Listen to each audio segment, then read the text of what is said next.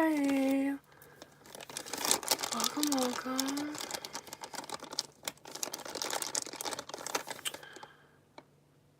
Hello. Hi guys.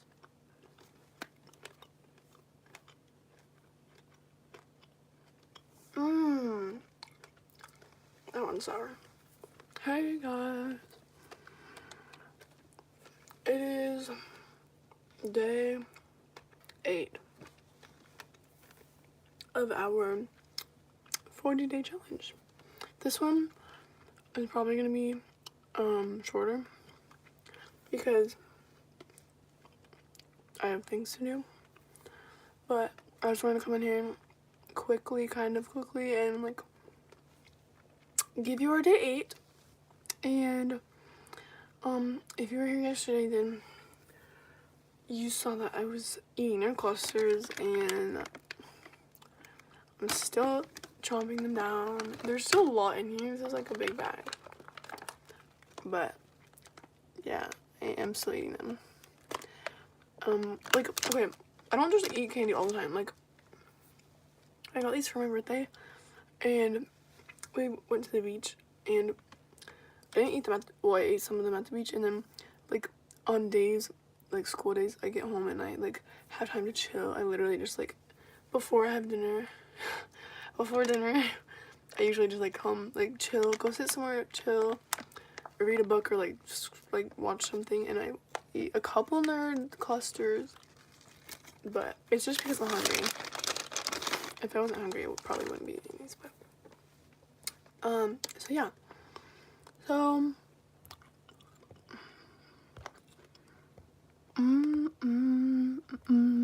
okay, so we're in day 8, and I'm just gonna go ahead and read like the parts that I liked, or the parts that stood out to me. This one is called One God Idea, and the verse is, "Speak to the earth and it will teach you." Job 12:8. It says, "He took a long walk and had a long talk with God," and that reminds me of prayer walks. Like last month in September, I tried to go on a prayer walk at least like once, 3 times a week, and I actually did pretty good on that goal. And I did go on prayer walks like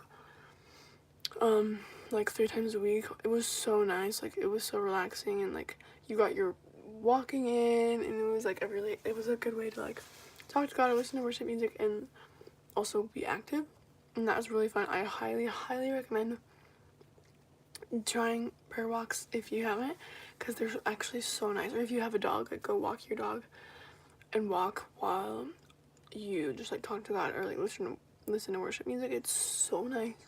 It's so fun, actually. Like, I actually really like doing that. And then the verse, it says, "But ask the animals and they will teach you, or the birds in the sky and they will tell you, or speak to the earth and it will teach you, or let the fish in the sea inform you." So basically, the story is this guy, he was asking God, like, why'd you make, I'll read this for you. It says, he asked God, "Why did you make the universe?" And then God said, "Ask for something more in proportion to that little mind of yours." And then the man said, "Why did you make the earth?" And he still said, "Ask for something less." And then he said, "Why did you make man?" And then God said, far too much, ask again." And then the man said, "Explain to me why you made plants." And then God said, "Your little mind still wants to know far too much." And then the man said, "The peanut?" And then God was like, "Yes, for your modest proportions I will grant you the mystery of the peanut." So basically, this guy, his name is George Washington Carver, and he basically like asked God to, like, "Why'd you make the peanut?" And so God literally gave him like all these different things. He came up with like 300 uses for the peanut, and this is a true story. Like, this is actually real, and that's kind of insane. So yeah, he asked God for that, and God gave him 300 uses for the peanut. which is very cool. And then it says those 300 uses of the peanut were not good ideas, they were God ideas. And one God idea is worth more than 1,000 good ideas. Good ideas are good, but only God ideas change the course of history. I love that line. That one's so good. And then it says get into God's presence. And yeah, like, everybody is probably convicted of not getting into God's presence, because like it's hard sometimes when you're super busy or like you have a lot of things to do, but we have to make time to like just get in his presence. And that's when all the God ideas start to come, instead of just good ideas that won't really make a difference. Like, ask God for wisdom and for these ideas, and then he'll give you ideas that will change the course of history, that will be actually impactful and meaningful. And then it says, that is the solution to every problem. That is the answer to every question, is get into God's presence. So yeah, if you literally, like, if you have a problem, or if there's something not going right, or like everything seems to be going wrong in your life, like, I understand, but going into God's presence actually fixes everything. Like, I know it sounds simple, and like you probably think like, oh, that's not even true. It is so true. Like, I promise you with all my heart, like, that is so true. Because God like reveals things to you as you spend time with him, and he gives you more new insight and new like perspective on like the hard situation that you're going through. Oh, 20%. Why am my phone always dead? I don't know. It's on 20%. Anyway.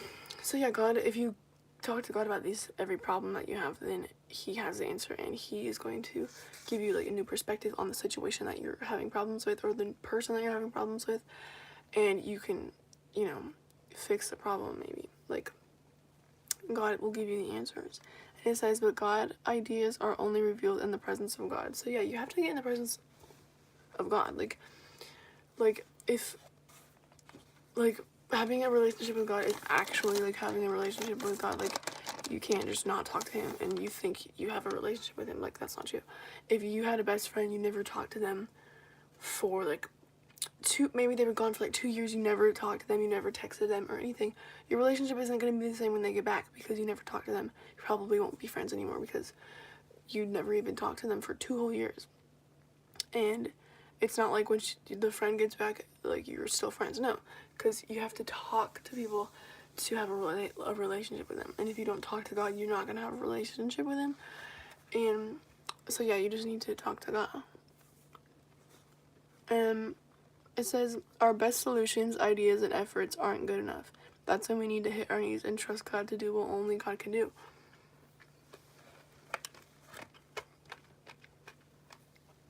And that is so true, because literally anything we do, it's not good enough. Like, we're literally not good enough.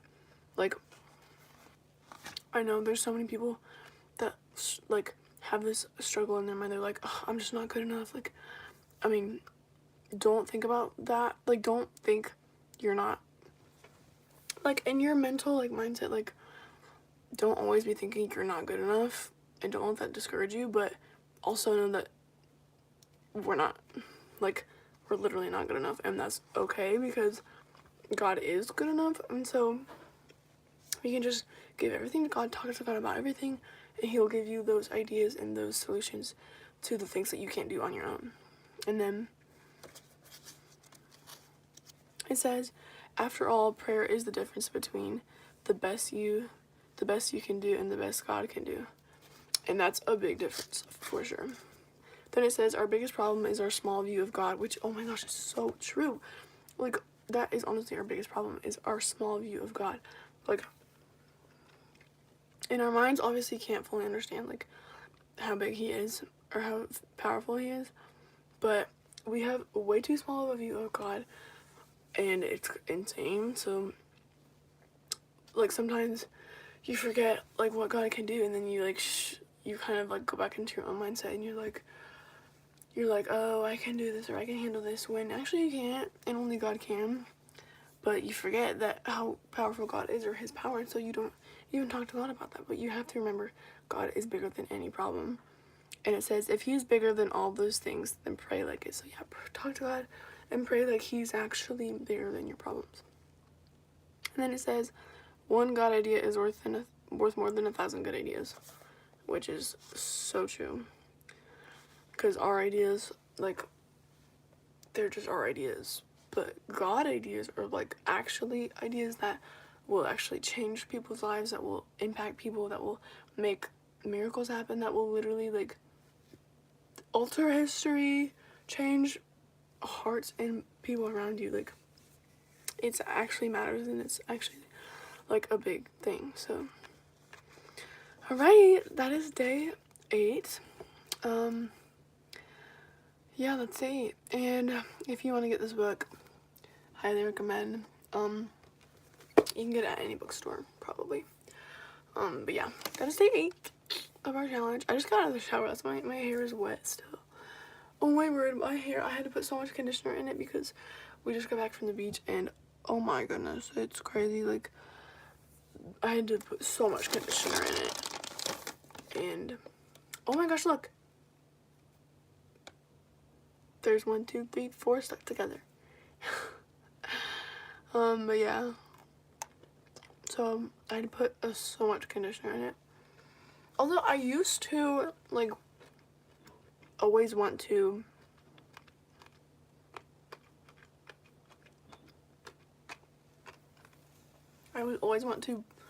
comb my hair after I get out of the shower, which is fine. Like, it felt good, but also, like, that took away all my volume. If I just let it air dry, if I, like, dry it with a towel and then let it air dry, like, I have way more volume than if I, like, comb it or brush it. But, like, once it's dry, I have more volume. But anyways, also, oh my gosh, yesterday I was doing my live, and there was, like, a couple people there was a lot of people, like, on my live, and they were actually, like, you know, commenting and stuff. And then we were just like yapping, talking about random stuff. And then I was like after we stopped talking about all that random stuff, I was like, all right guys, let's start our devotion. And I started reading, and then everybody left. Not everybody, but, like, a lot of people left after me wanting to read. I was like, bro, this is I'm a Christian influencer. Like, I'm a Christian content creator. Like, this is my business. This is my whole deal. So, like, if you don't like that, you don't have to be here.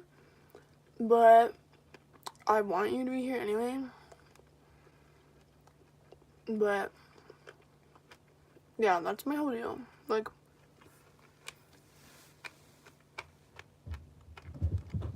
that's my whole reason that I started, well, before I got saved, I was like, I want to get famous, I want to blah, blah, blah. So I did, like, one YouTube video, and then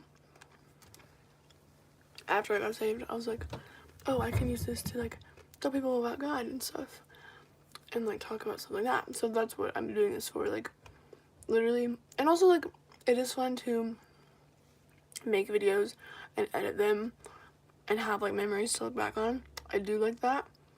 But also, this is mostly, I want this to mostly be about God and, like, Jesus Christ, because that is the most important thing. And I want him to be, like, the main thing in everything that I do in, like, my whole life. So that's what my channel is mostly about. But I do have fun videos too. Like, well, what am I saying? These videos, like, God videos about Jesus are so fun. They're so fun, but also I do other things too, because that's also fun too. I have variety. That's my thing. I have variety, I think. I need to stop eating these.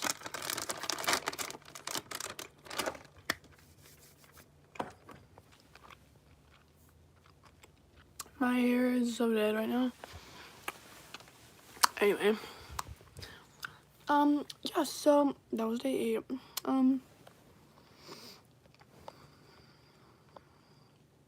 I know this, you guys probably just hear me chomping. Literally just hear me chomping. Oh, like, this whole time. It's fine. But anyways.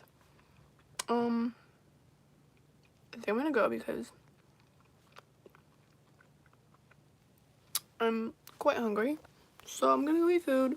But I'll see you guys later. Come back tomorrow. And yeah, I love you guys so much. See you guys.